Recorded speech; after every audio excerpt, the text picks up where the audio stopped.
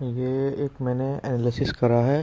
कल हम लोग चेयरमैन सर से मिले थे आरआरबी बोर्ड इलाहाबाद के, कि ये रिजल्ट में किसके मार्क्स ज़्यादा हैं, उसका नंबर नहीं आ रहा, कम वाले का आ रहा, तो ये कैसे क्या हुआ है। तो उन्होंने पूरा प्रोसेस समझाया है। उस प्रोसेस को मैं आपको एक्सप्लेन करूँगा, और इसमें हमारे साथ क्या गलत हुआ है, आगे कट ऑफ कितना गिर सकता है, और किसी का ज़्यादा उसका आ रहा और किसी का कम है नहीं आ रहा, ठीक है। और इसके बाद भी अगर किसी के डाउट बचते हैं तो अपना मार्क्स, अपना कैटेगरी और अपना प्रेफरेंस आप मुझे भेज देना। मैं आपको सेटिस्फाई कर दूंगा कि आपका नाम क्यों नहीं आया है, और आपका नाम अभी कहाँ पे है, और आपको कौन सी पोस्ट मिलेगी। ठीक है, अब शुरू करते हैं। आरआरबी सर के चेयरमैन सर ने क्या कहा। देखो, उन्होंने ये कहा कि लेवल 5 में ये 4 तरीके की पोस्टें हैं। इनमें सब में 1406, 170, 266, 445 इतनी इतनी पोस्ट हैं। तो इसमें जो आपका जे का पोस्ट, जीजी का पोस्ट है, वो है 1406। और जो आपका जे का पोस्ट है, वो जे का पोस्ट जो आपका टोटल है उसका 50% इन्होंने इस रिजल्ट में इंक्लूड करा है। और टाइपिस्ट का भी 50% इंक्लूड करा है, और सीनियर सीसीटीसी का भी 50% इंक्लूड करा है। तो इस हिसाब से ये 2000 पोस्टें बनी लमसम में, और रिजल्ट आया है 2020 का। तो ये जो कुछ ज़्यादा है, ये कुछ ज़्यादा आपका हॉरिजेंटल रिजर्वेशन भी लगता है। तो इन्होंने क्या करा, हॉरिजेंटल रिजर्वेशन में जो एक्स सर्विसमैन वगैरह थे उन सबको बुला लिया है। क्योंकि ठीक है, तो अभी इतना मत समझो, आपको यहाँ से 23 स्टूडेंट का फ़र्क जो है वो एक एक्चुअल रिजल्ट और मेरे रिजल्ट में दिख सकता है। इतनी बड़ी कोई डिफरेंस की बात नहीं है, ठीक है। आप समझ रहे होंगे रिजल्ट कैसे बना है। अब उसके बाद में टोटल रिजल्ट है 2587 का। तो अब इन्होंने पोस्टें वैकेंट कितनी छोड़ी हैं, 566। अब 566 में से सीनियर सीसीटीसी की 373, जे की 86, और सीनियर सीसीटीसी की 134 पोस्टें मेरे हिसाब से अभी खाली हैं, और उनकी कैटेगरी वाइज ये खाली है। ठीक है, अब यूआर की 142 पोस्ट भी भरी जाएंगी सीनियर सीसीटीसी में, जे की 37, सीनियर सीसीटीसी की 59। अब जैसे ईडब्ल्यूएस में 37 पोस्टें हैं सीनियर सीसीटीसी में अभी खाली। अब उसमें क्या है कि एनसीआर में 25 खाली होंगी, एनआर में 12 खाली होंगी। ये हो सकता है यहाँ 24 हो, यहाँ 13 हो, लेकिन इसी के आसपास ही एनसीआर और एनआर में बटी होंगी। अब ऐसे ही ओबीसी, एससी, एसटी सब लोग अपना अपना देख लो किस पोस्ट में कितनी पोस्ट कहाँ पे खाली हैं।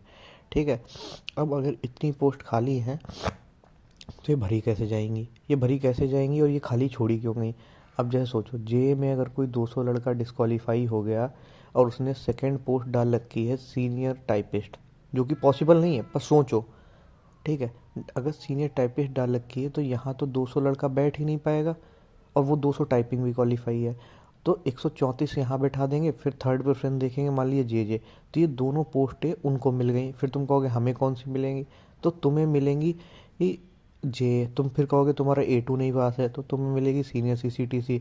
तुम कहोगे सीनियर सीसीटीसी का कट ऑफ नहीं ज़्यादा है, तो सीनियर सीसीटीसी का कट ऑफ ऑटोमेटिक गिर जाएगा, अगर सेकंड प्रेफरेंस हमने जे टाइपिस्ट डाल रखी है।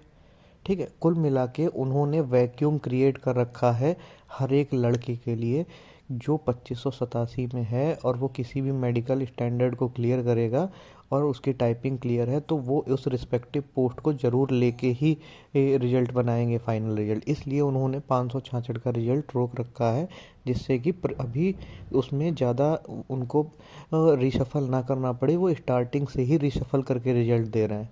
ठीक है, अभी रिजल्ट, अब जब ये पोस्टें भरी जाएंगी, कुछ वहाँ से मेडिकल आउट होने के बाद भरी जाएंगी, और कुछ जिनके नीचे के 50% रोके जा चुके हैं वो इसमें आएंगे। तो मेरे हिसाब से 142 हैं, इसमें से जीजी आउट आ गया 42, 100 पोस्टें नीचे के आएंगे। 37 हैं, जीजी आउट मान लो 7 आ गया, 30। टाइपिस्ट को बहुत कम लोगों ने सेकंड प्रेफरेंस पे भी डाला है। तो यहाँ पे मुझे लग रहा है 59 में से कहो 59 या 55 पोस्टें फ्रेश ही भरी जाएंगी। तो जब भरी जाएंगी फ्रेश, नीचे का 50% आएगा, तो ये कट ऑफ ऑटोमेटिक गिरेगा। अब सीनियर सीसीटीसी में ज़्यादा पोस्ट हैं, तो यहाँ पे कहा जा सकता है कि एनसीआर और एनआर का कट ऑफ अलग अलग इतना होगा। ऐसे ही जे का कट ऑफ इतना होगा, सीसीटीसी का इतना होगा, ओबीसी में भी आप लोग देख लो, ये ईडब्ल्यूएस में भी देख लो। अब एससी एसटी का मैंने क्यों नहीं बताया है। अब देखो, एससी एसटी में 10 लड़का है जिसका रिजल्ट आना है अभी जे में। अब इस 10 लड़के में हो सकता है 10 एक ही नंबर पे हो, यहाँ 86 है तो बताया जा सकता है कितना घटेगा। एक नंबर पे 50 लड़का आ रहा है, 30 लड़का आ रहा है। अब हो सकता है एससी के एसटी के 10 लड़के एक ही नंबर पे आ रहे हो तो ना गिरे। हो सकता है 10वां लड़का 5 नंबर पीछे हो तो 5 गिर जाए। इसलिए इसे नहीं बताया जा सकता है, इसे नहीं बताया जा सकता। ठीक है। लेकिन इनका कट ऑफ भी गिरेगा। और जो ट्रेंड अब तक की वैकेंसीज के रहे हैं इनके भी 3-3 2-2 नंबर तक गिरेंगे। ठीक है, इन पोस्टों में। अब लोग कहेंगे कि जीजी का कट ऑफ ही नहीं गिरेगा। अब जीजी का कट ऑफ कब गिरेगा गिरेगा जब 2587 पोस्ट का रिजल्ट बन जाएगा। उसके बाद में देखेंगे कि पोस्टें तब भी खाली नहीं रह गई। तब कैसे खाली रहेंगे?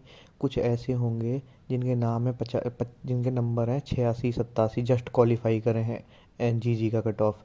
अब जीजी का कट ऑफ तो जैसे तैसे क्वालिफाई कर गए, टाइपिंग उनके पास है नहीं, A2 वो फेल कर गए, सीनियर सीसीटीसी का कट ऑफ ज़्यादा है, तो वो इस 2587 से ही बाहर हो जाएंगे।